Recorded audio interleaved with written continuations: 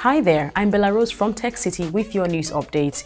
Nigerians crowdfund EndSARS protests as Flutterwave donation link develops unexplainable problem, and Bolt clears the air on allegations that its drivers is providing intel for Sars officers in parts of Lagos. Details in a bit.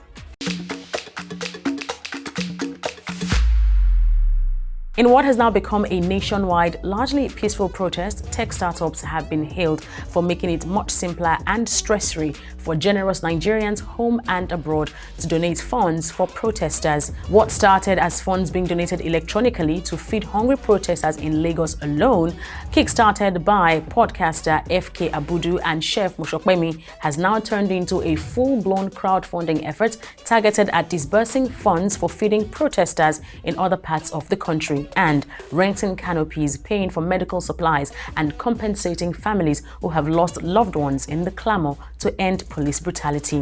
While innumerable people have donated openly and anonymously, tech companies have also chipped in generously and have spoken very clearly and stood firmly in support in the call to end SARS. Many tech CEOs also have shared stories of how they or their staff at one point or the other were allegedly harassed by men of the SARS. Many complained that because they were with laptops did not mean that they were internet fraudsters, while others pointed out that internet fraud is in fact the job of the EFCC to handle and investigate. A website, EndSARS.com, was subsequently created for other victims to share their stories. That site has now received countless entries.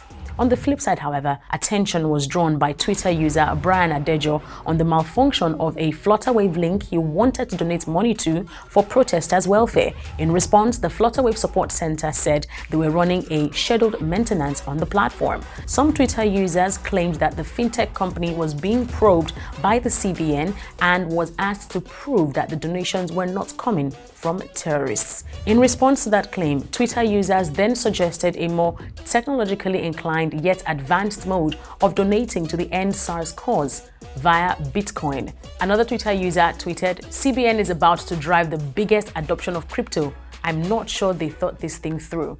And then feminist_co tweeted, "If you still want to donate, here is our BTC address."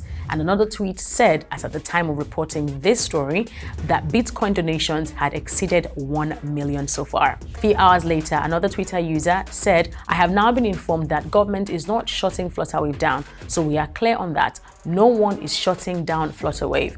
They will reset the donation link and get things going again. We are good," he tweeted. Beyond that, however, are fears that internet may be shut down in Nigeria as protests continue. The government is yet to respond to any of these reports and fears officially, but has said that a meeting was agreed to meet demands including halting the use of force against protesters and an unconditional release of arrested citizens, as well as the reporting of SARS officers to Abuja for debriefing, among others. And before we go, ride-hailing application Bolt had on the 13th of October given its riders a 50% fare discount and said its promo code was sorosoke, a new slang made popular during the EndSARS protests. Now, while some of its riders did use the code to get to their destinations on the day, others alleged that Bolt drivers were working in cahoots with SARS officials and that they were driving them to police stations or SARS locations. In response, the Bolt Twitter account said, "We want to emphasize that these suggestions are simply not true.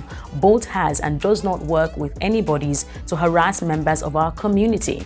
Like many of our passengers, our team is made up of young people, and we are doubly aware of the impact of profiling and brutality. If there are any specific instances where any drivers are suspected to be complicit, please let us know and we will take action."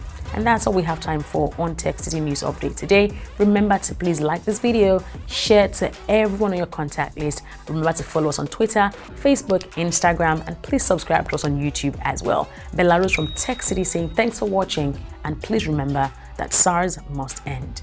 Bye-bye.